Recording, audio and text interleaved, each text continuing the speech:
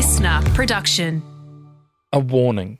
This episode contains references to men's violence against women and children, as well as child sexual abuse. Help is always available. Dial 1-800-RESPECT on 1-800-737-732 or call Lifeline on 13 11 14. In the 1980s, in Toronto, Canada, unregulated sex work was rampant. Pimps were known to procure young, vulnerable girls in bars and clubs and offer them work in exchange for safety. However, the safety never came and quickly turned to threats of violence against the girls and their families. Police identified Tony Provo, a suspected pimp who had been seen trawling local bars. To catch him, Canadian police used a unique tactic and assigned young officer Carol Cook to go undercover as a teenager and move through the bars to attract Provo. I'm former police officer Brent Sanders, and for the past 25 years, I've dedicated myself to sharing what I've learnt on the force to the Australian public so they can better protect themselves from falling victim to crime. So with the help of some of the most respected current and former detectives and high-ranking law enforcement agents, we're going to pull back the curtain on what life is like on the force and what they've learned about how crime and criminals really work. These are real stories from real detectives. The pimp scene in Toronto was really bad, and we knew there were a lot of young runaways being picked up. So Deb and I went to a local bar that we knew most of them hung out at, and we just kind of made ourselves known there for a few nights in a row, and that we were looking for work. We'd come from Northern Ontario to the big city of Toronto, and we wanted some work. And eventually we were invited to sit with a group of men at a table. And one of them, by the name of Tony Provo, said to us, "Look, I know how I can get you some work." And we were like, "Well, tell us about it," you know. And he said, No, I just want to get to know you first. So it was a matter of spending time with him. And he kept asking lots of things about our background and such. And then he kept asking us where we lived. So we said we had we were in a motel just on the outskirts of Toronto, and he wanted to come and see it. So our backup had quickly set up a motel room with food cartons, and we had clothing that we'd given them and just strewn it around, and toiletries, just to make it like we'd been living there. I think all the food wrappers were from our surveillance guys sitting out in cars and waiting for us. It was interesting because I was 24 and Deborah was 25. So we were trying to pretend we were like 17, 18. And we had identification, like driver's licenses in different names. And we always picked addresses that we were familiar with, but outside of the city. And I actually used my grandparents' address in far northern Ontario, which was good because we had a cottage up there. Eventually, he started to tell us a bit about how we could make money by working the streets and, providing sexual favors to men who might pull up in cars or walk up to us. And we told him we'd finally moved out of the motel and we're in a rooming house, and we weren't allowed to bring anybody back to the rooming house. The woman was quite strict about that. So we met him at a restaurant called Swiss Chalet, and it's a chicken shop. Quite big in Canada.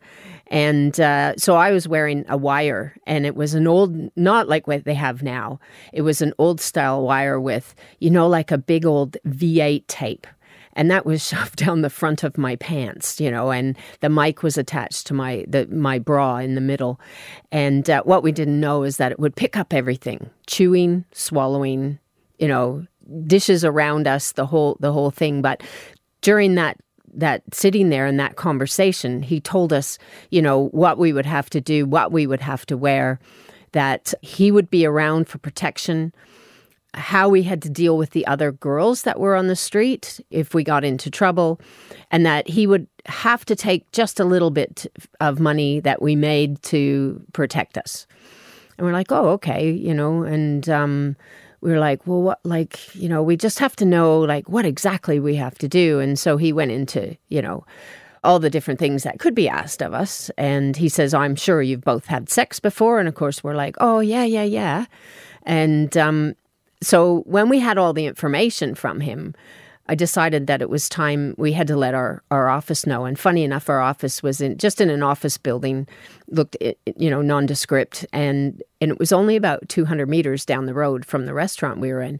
And we had no backup with us because we were just having dinner with him and on his own. And we figured if anything happened, we could take him ourselves. And so no mobile phones at that point in history. And so I went out of the restaurant to use the payphone in the lobby. And I said, yeah, we've got all the information. And he said, okay, well, what we want you to do is just walk down the street. There was like a donut shop. I don't know if it was a Tim Hortons or what it was down the street. He says, go in there as if you want to get a drink. And when you come out, if you're really sure you have everything that we need for, attempting to procure and whatever other charge we can get on them, then just run your hands through your hair, just like you're fixing your hair. And he said Fergie, which was another of our guys we worked with, John Ferguson, we called him Fergie, and himself, he was Phil Wilson, would see it and they would arrest him. So it was funny. So as we're walking down the street, Phil and Fergie come out of our building and Tony turns to us and he says, see those men over there? And we were kind of like, yeah. And he said, well, those are the types of men who will probably come up to you wanting sex. And it was everything we could do not to laugh because it was like, ooh, no, and so we got into the shop. I said, oh, I'm really thirsty. I need to get some water. And I went in and got a bottle of water. And as we came out, I just tried to fix my hair. And we'd seen that Fergie and Phil had walked past us. So we kept walking down the street.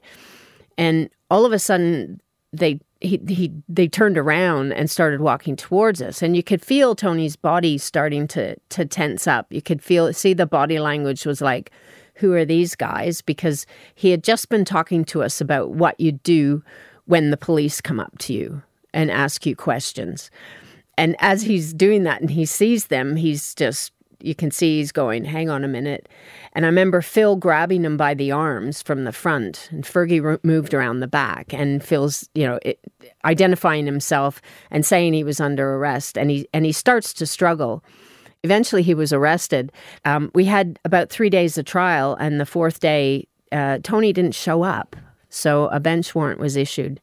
And it was months later when I was doing a drug buy for one of the local TV stations who were filming it outside this cafe we knew was selling drugs. And I'd spoken to a guy about buying some crack cocaine and I turned around and there's Tony looking out the window at me and his expression was just like, oh my God. Mine was, oh my God.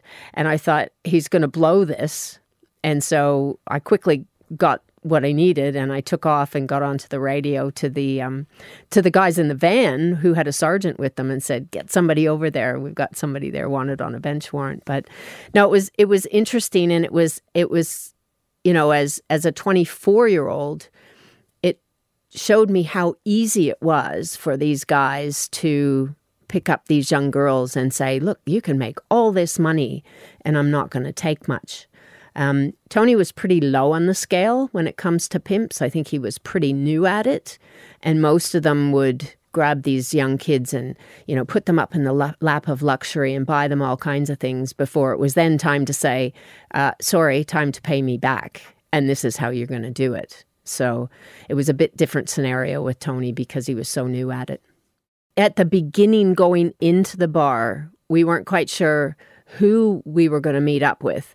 Tony being so new at what he was trying to do, and obviously, the other guys telling him this is how you get them to work for you, it was much better than having somebody who already had a stable of girls and was looking to go, oh, I'm going to add a couple more here, who might have been a hell of a lot more dangerous than Tony was. So, yeah, I guess the first week or so in that bar with all those men was probably the most dangerous. You might have had your backup outside, but we weren't wired. We had to deal with what we had to deal with in that bar if anything happened. And we had no way really of, unless we ran out of the place, of letting our backup know what was going on. Nowadays, it's so easy to just have a wire on that nobody can see and people can hear you. Well, that was the other thing I was going to say. 84, that wire that you're wearing, just correct me if I'm wrong, it's recording what you're saying and others within that immediate environment. You're not in contact with anyone outside of that, are you? No, not at all. Not at all. Yeah, so you're very much sort of on your own. Yeah, there was no mobile phones then either, so it was go to the payphone if you need help or yell for the staff to call police. It's interesting. As I was reading through that case, Carol, and there were some really strong parallels there. I was involved in an undercover case in New Zealand, which was similar, but I was in it from a different perspective. And this is such a predatory action on behalf of these guys when they bring these young women in, like you say. And the involvement that I had in something similar to this was a group of guys that were befriending young girls of schooling age, sort of 17, 18. And as you say, they wine them, they dine them, they start taking them out to parties. And then what this group were doing is they were getting these young girls, starting to introduce them to drugs, and then, class C, then B, and then getting them hooked onto heroin. And these young girls became addicted to heroin, and these guys would drip feed it to them, and in return they had to prostitute themselves. And just reading your story here, and there were just so many parallels. I went into that operation with another police officer, and we had to pose as guys that were looking to try and pay for, these young girls. And there was all these rules and regulations around where you had to get that evidence from. It couldn't be in a hotel room. It had to be in a public place. And we were wired as well, but it was about the same time. And we had a couple of operatives sort of sitting out in the foyer of the bar and things like that. And it's so predatory though, isn't it? And you were there, you were in amongst it, but you knew that you were there sort of pretending to be somebody that you weren't. But there's so many young women that get taken into that environment, and many of them literally never get out of it, do they? Oh, definitely. And it's still happening today. It's a never-ending saga. And you take one of these guys off the street and there's another one to fill his shoes. But it is predatory. And I mean, we were in our 20s. When you get somebody, say, a 16 or 17, even younger, I think the youngest I ever met was 12, and she'd run away from home. And she was telling me things she'd done that I'd never even heard of. Like, it was, it was just really scary that, somebody who's, as we said, we'd moved from country Ontario to the big city. So we wanted them to think that we knew absolutely nothing about what we were getting into. But that does happen. These young girls will come to the big bright lights of a city, no matter where it is in the world, and think that, oh, I can survive. I'll just get a job working in a coffee shop or whatever. And a lot of times they can't because, number one, they're too young, and people will look at them like, what are you doing here? And that's when these guys just pick them up. I mean, I dealt with one woman who, at 21, he had abused her so much, and she had run away from home at 15, and he'd done exactly that, picked her up, put her in a fancy hotel, and, gave her gifts and everything, and then it was time to pay back. And he, too, she'd got addicted to drugs, obviously, because some of the things they do, you can't possibly do without being high. Like, you just kind of think, no, I wouldn't normally do that. And we found her we got called to a hospital when he had abused her for the last time, and she almost lost her life. And we eventually got her to tell her story to me. And eventually she trusted me enough, and we were able to arrest him. But I mean, as you know, that's only the first bit. Then she had to go to court and testify. It's all right for us testifying. We're used to it. But she was a 21-year-old who was absolutely scared to death. But she fearlessly did it, even though he had his friends there to intimidate her. And afterwards, she actually said to me, it wasn't as scary as I thought it would be. I made a lot of it up in my head. And, when I left, I knew she hadn't gone back to the street. And I hope, to this day that she never did. But yeah, as young teenagers, you just think these guys are the best, God's gift to you because, maybe you've had it worse at home until they turn. Tony Provo, you mentioned that he was a fairly low-key player in the whole scheme of things, but he was the one that made the connection to you, so that's what you work around. What was he charged with, and what was the end result was with regards to perhaps a custodial sentence and things like that? What charges did he face? There were a number of attempting to procure a young adult, and there were about 6 different charges, and that was because he had one each, one for me, one for Deborah. I think, if I recall, he probably only got a year. And it's funny because when I was writing my book, I looked him up. I tried to Google him, and I couldn't find him anywhere. Now, I knew he was from the east coast of Canada. Like, we knew that once we had arrested him. But, yeah, I've done huge Google searches and haven't been able to find any sign of him anywhere. Back in the 80s, a 12-month sentence, custodial sentence, that's a bit of a win, to be fair. And as we know, Carol, judges that have offenders brought into them who are in breach of warrant, you're up against the wrong side of the judge right from the word go there. Yeah, I think part of his custodial sentence would have been because of that bench warrant failing to appear, and then the others thrown on top. But in Toronto back then, it was really big news. We'd had a number of, Deborah had worked the year before with 2 other women, and they had brought down a whole conglomerate, a whole group of men. They actually were named Police Officer of the Year for the work that they had done. So it was pretty much in the forefront of the judicial system and the judges at the time that this was a real crisis in the city of Toronto. So they were hammering them pretty hard. Carol, I picked up on something you said earlier, which I really liked. You were saying that when you go into those environments undercover, whether it's short-term, medium or long-term, the best undercover story is one that usually has quite an element of truth to it, isn't it? And Lorraine Kwai comes to mind. She was an FBI agent in Arizona. She said that her strategy involved keeping everything truthful, so almost giving her own life story, but just not mention, of course, that she was an agent within the FBI.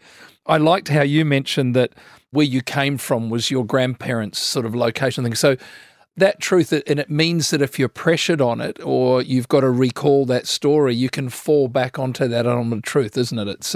It's a good way to get cover. Yeah, and if you meet somebody who might have been from that area, you at least know all about it. I could tell them about the local pool. I could tell them about the local, like an RSL, the Legion Hall. I learned to drive there. So, I knew about that. I knew the whole, even the big town near them.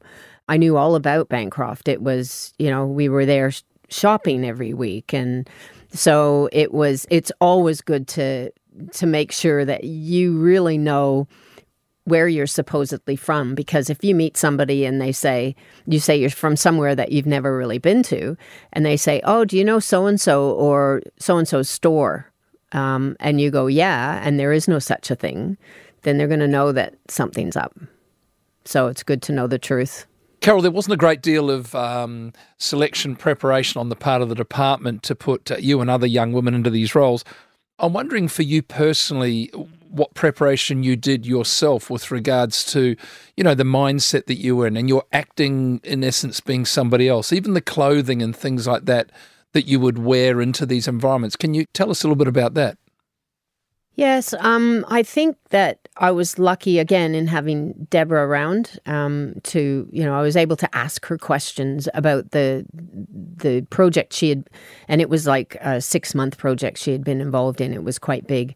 But I also spoke to a few of the male colleagues that I worked with about what they thought was expected. But I was also lucky that my whole family was in policing other than my sister. And so my dad had done a lot of work. So I said to him, I'm going into this, what do I look for? How do I act? And he was the one that actually said, make sure you know where you're from.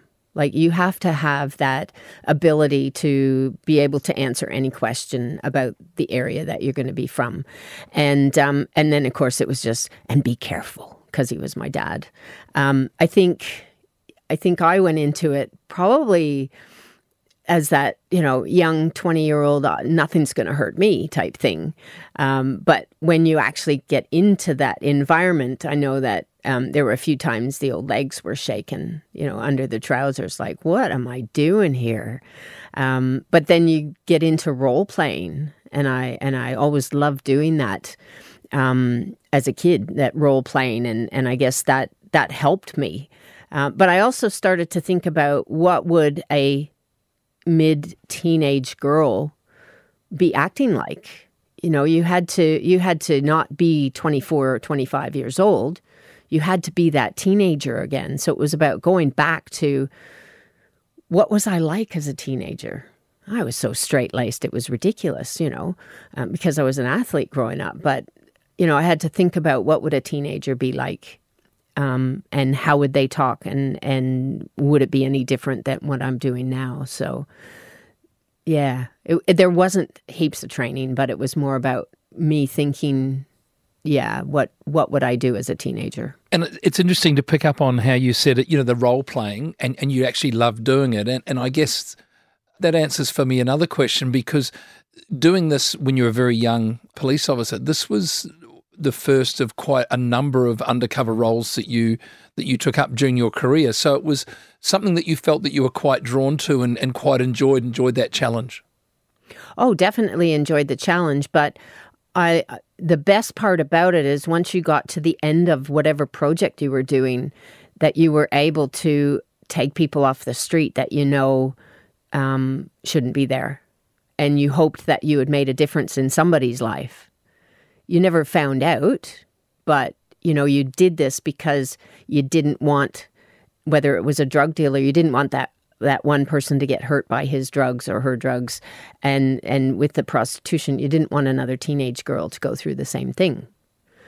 Even though, it would probably happen, but you were trying to, save that one person, I guess. Well, that's how you got to look at it, isn't it, Carol? Otherwise, you just go crazy, because if you can just save one or two people, because you're never going to save them all. It's like you said, you take the Tony Provos off the street and you cut that head off the snake and another couple pop up.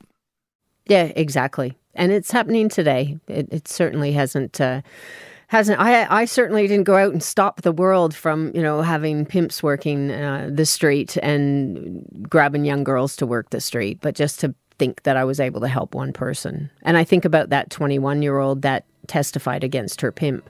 And in fact, I use her story when I do my keynote talks, just that she was fearless, and how we have to be fearless in life if we want to get anywhere.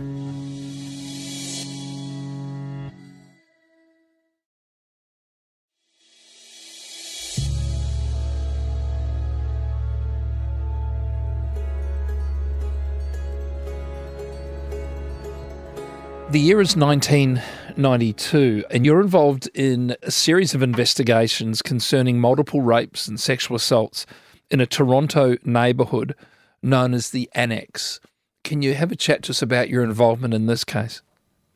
Yeah, Ren, it actually wasn't those specific Annex cases, but we had a case come in. At the time, I was working in the detective office in 14 Division, which was kind of the west side of downtown Toronto.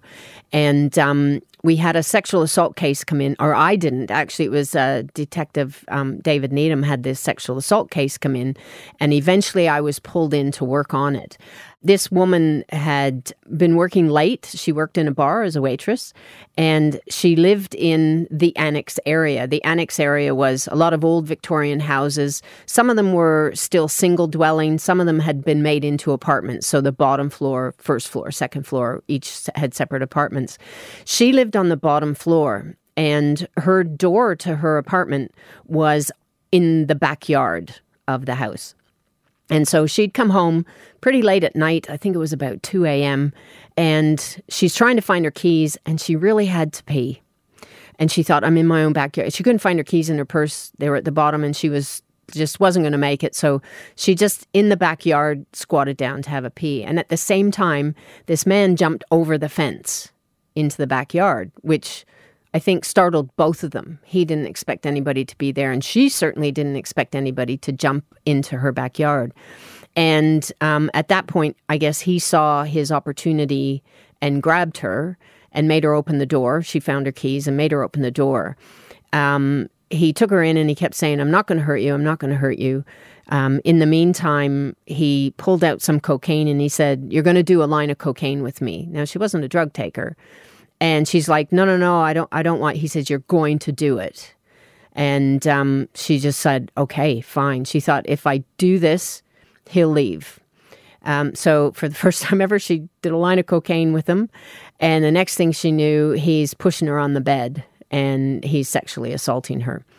Once he finished, he seemed to be really sorry about it. He's like, oh, sorry, I've never done this before. And then he took off. He ran out the door. Now, she didn't call the police that night because she was so scared that she'd let him in the house. She'd been peeing in her backyard. She'd let him in the house. She'd done a line of cocaine with him. And she thought, they're just going to blame me for it. So she didn't call. She told a girlfriend about it. And the girlfriend was like, you should have called like the next morning. You should have called. Anyway, it was like, I think it was about 2 days later. She's in her apartment. And the same guy comes back and he kicks open the door. He breaks the door down. And this time he sexually assaults her in a number of different ways. Sodomizes her, the whole bit. And then off he goes again. Now she's scared to death. This guy knows where she lives. This is the second time in a week that he's done this. She didn't do cocaine with him. He didn't ask her to do cocaine that night. Just came in and just completely assaulted her. She did call the police. And that was the night that Detective Needham was on duty. So it was early morning. So he took the case as a sexual assault investigator. She went to the hospital where a rape kit was performed, and 2 uniform officers were driving her back to the station. And the best identification you could have ever wanted for a court case, it was 12 noon on the streets of Toronto, heaps of people out for lunch, and they're stopped at a red light, and she looks to her left and she goes, there he is, in amongst this crowd. So the 2 young officers were smart. They get on the radio, they get a car down there, and they get him. So I was then pulled in to help with the case because it had because it was in the annex, and there had, from the late 80s into the early 90s, been quite a few rapes in the area, which they ended up calling it the annex rapes. And none of the women were able to identify their assailant. The only thing is that he had an unusual smell. That's all they knew. He had grabbed them from behind, in and around their homes, and hence the annex title. Looking at his record, I think he was around 34 at the time that he was arrested for this one. From the age of 14, he had been in jail most of his life, in and out. And when I went with Dave Needham to Kingston Penitentiary, where he spent most of his time, which is one of the scariest, biggest prisons in Canada, we interviewed jail guards and inmates who called him a sexual predator, and he didn't care whether you're male or female, and everybody there was scared of him. So I started looking at his background from when the annex rape started to when we had arrested him. And every time he was out of jail, there was an assault. And it just mirrored up with all the times he was in and out. And he did all kinds of other things, armed robbery, like, breach of probate or breach of parole. Like, there was so many things on his record, it was ridiculous. And so we started thinking he could be good for all of these, but nobody had identified him. So we ended up proceeding to court. She was great. She admitted everything, like doing the cocaine, she was really upfront with us about it all. And so all the evidence went in. It was about a week-long trial. He had a lawyer there, tried to make her out to be just wanting, him to be there.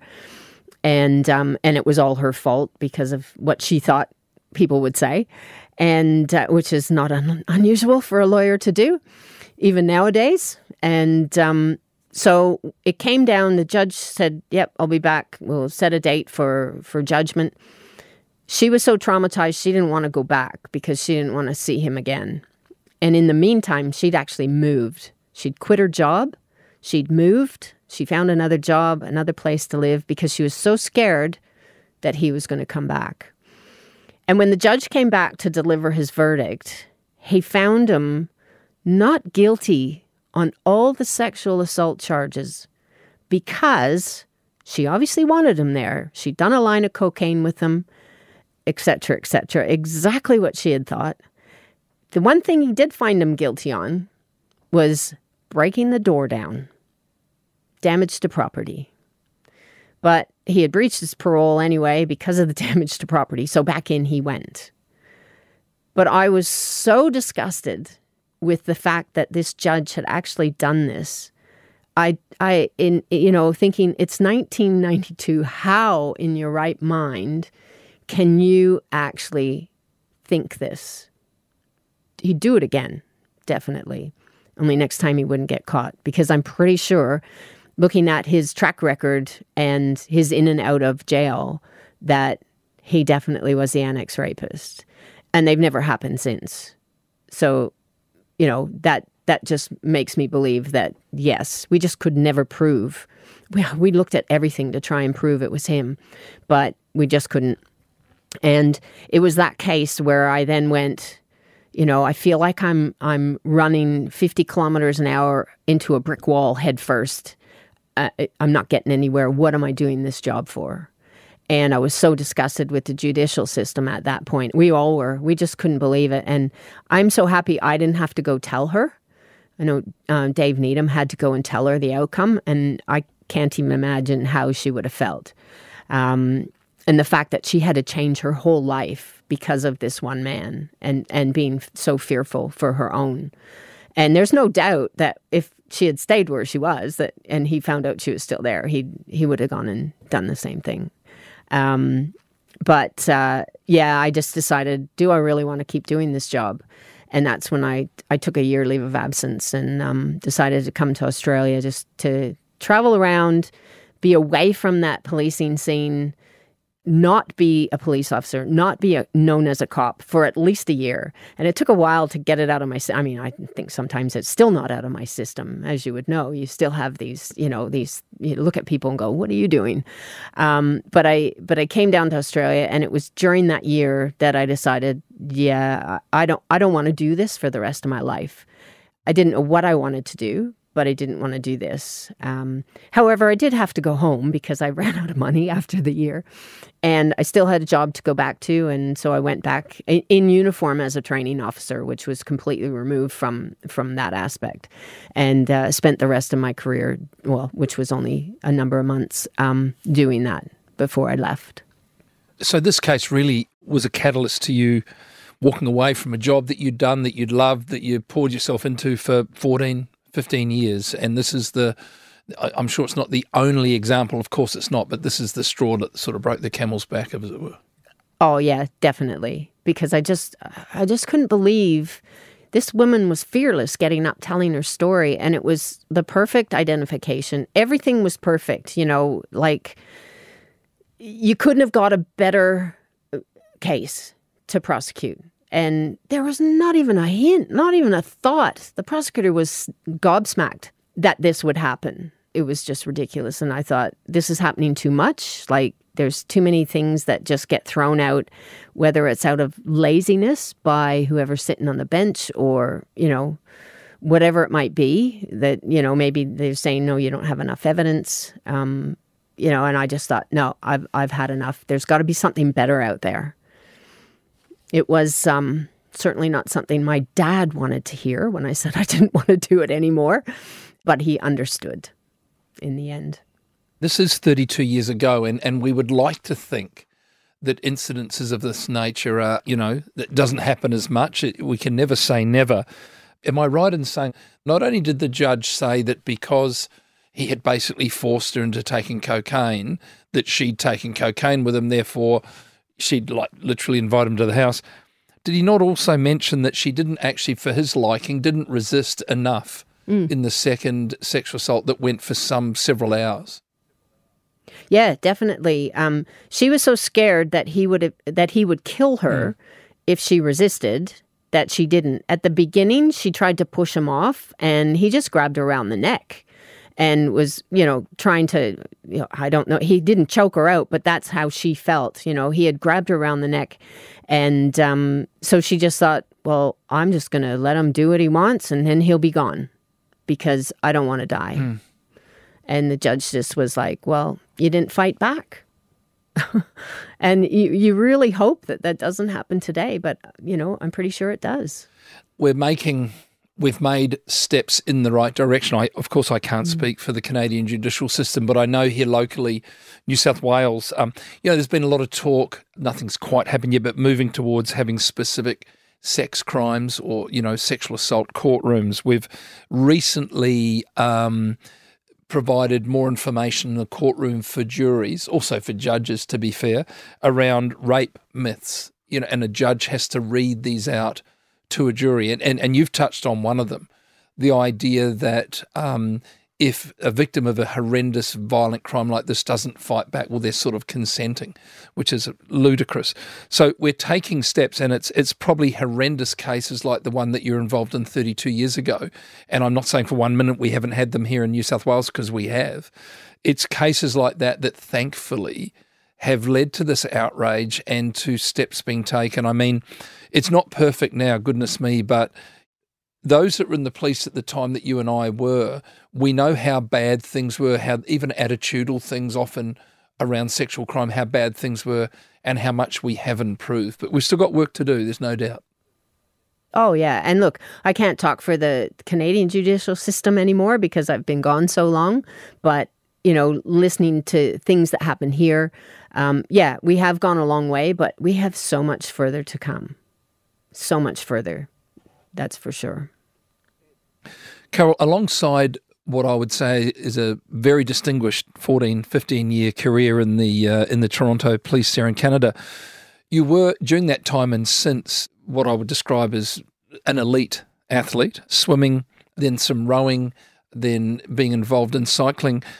I'm sure our listeners would love to know some of the heights that you've attained in your career as well. Yeah, sure. I was always involved in sport as a kid, and I was swimming at a junior national level at the age of 14. That would have been like 1975, and the Moscow Olympics were coming up in 1980, so that was my goal. And we all know what happened to those games. They were boycotted by most of the Western world. And I kept swimming as a master swimmer, and I met my first Aussies at the World Police and Fire Games. And in 1998, I was diagnosed with multiple sclerosis, and I guess I was okay at that point. I still had a career with Australia Post, as a matter of fact, and working my way up the corporate ladder. And by 2001, my introduction to disability began, and I was in a wheelchair full time. I then found out about parasport, probably at the age of 45. And it was so funny because I swam as a para swimmer at the World Masters Games and did so well that the Australian Paralympic Committee sent me an email and said, you should come to a talent search day, not knowing I was 45 years old. And master swimming internationally starts at 25, so it was quite funny. And I actually emailed him back and I said, I think I'm a bit old for a talent search day. And he goes, come anyway. In fact, I was 24 years older than the oldest person there doing the testing, and so I felt like a grandma. Anyway, I did the testing, got asked to take up the sport of rowing, and it was a new event in Beijing. And so I did. I started rowing, and in 2008, I actually made the national team here for Australia in a coxed mixed four. So there were 2 men, 2 women, and a coxswain. And we attempted to qualify for Beijing, and we missed out by 0.8 of a second. And I was devastated. At the time, I was, I think, 47. And I thought, I can't keep doing this. This is crazy. And my sister, through cyberspace, gave me a quick kick up the butt and said, why not? It's not about the destination, it's about the journey. And you've taken us on, I was writing a blog about our journey. And she says, and you've taken us on an amazing journey. And if you love doing something, then keep doing it. So I did. I kept rowing, made the team again in 2009. And in 2012, made my first Paralympic team and was there at the age of 51 at my first games. And I had to race the men in my category because there weren't enough women. So they actually factored the race based on classification. And I actually won the time trial against the men. And so that was pretty exciting I just was happy to be there as a 51-year-old that it was my goal always to represent my country at the highest pinnacle of sport. And here I was at the Paralympics, not the Olympics, but for Australia, not Canada, and in cycling, not swimming, but hell, it was the pinnacle of sport, and just loved riding. So, and I loved training hard. And so I didn't have any thought of being at any other games. And I just kept training and riding and happened to be good enough to make Rio and Tokyo. Tokyo, I was a bit concerned because I was going to be 60 in 2020. And I thought, oh my God, I'm racing, 30-year-olds. How am I going to go? And we're women just racing together now. And it was funny because I ended up with a silver medal. So I won 2 golds in Rio, and then I ended up with a silver medal in Tokyo. But, as I stood there on the podium, at 60, I was 60 years old because they were put off to 2021. And I looked at the girl who had won, which is a German girl, Jana Mayunka, and she was 31. And I was standing there with my silver medal, looking at her and thinking, nah, this is my gold medal moment. She's half my age, so this has got to be good for gold. So unfortunately, I had a crash in the road race in Tokyo. French-Canadian girl crashed in front of me, and I ended up hitting Jana's back wheel, which shunted her out of the way of the crash, but not me. So once I hit her wheel, the trike just flipped, and I ended up at 50 kilometers an hour hitting the road and sliding down the wet road, and tried to get up and finish, but found out I had a collapsed lung. So that wasn't going to work very well. So yeah, it's been, I've won 9 world championships in those last 13 years, and 3 gold medals and a silver at the Paralympic Games. And I'll tell you, I always tell people I would never change the fact that I was diagnosed with MS. I'd love a cure, yes, but MS has taken me on a ride that, and a journey that I never ever thought would happen. It's made me who I am. It's given me opportunities I never ever thought I would have. And in fact, I was going to retire this year, or I am retiring this year from international competition. And I was hoping to make it the best year possible and be in Paris at the Games. But unfortunately, I've been very ill this year, so that didn't happen. But I am going to my last World Championships and doing one race, my favorite, the time trial. And I won't podium, but that's okay. I just want to be able to round it off and, just have that door closed. My first international race was a time trial. I'll make my last international race a time trial. I'll still race domestically because I have fun doing it. And and just call it quits on an amazing career that I never thought I would have had, and move on to something else. No idea what, but who knows? There will be so many people that have benefited from your time in the job, and it's been an absolute pleasure, Carol, to have you in the studio down there in Melbourne having a chat to us. Thank you so much for coming along. Oh, well, thank you for having me. It's been wonderful to chat with you. Crime Insiders Detectives is a listener original production. It's hosted by me, Brent Sanders, and produced by Ed Gooden and Holly Mitchell. Executive producer is Dan Mullins. Sound design and imaging is by Link Kelly.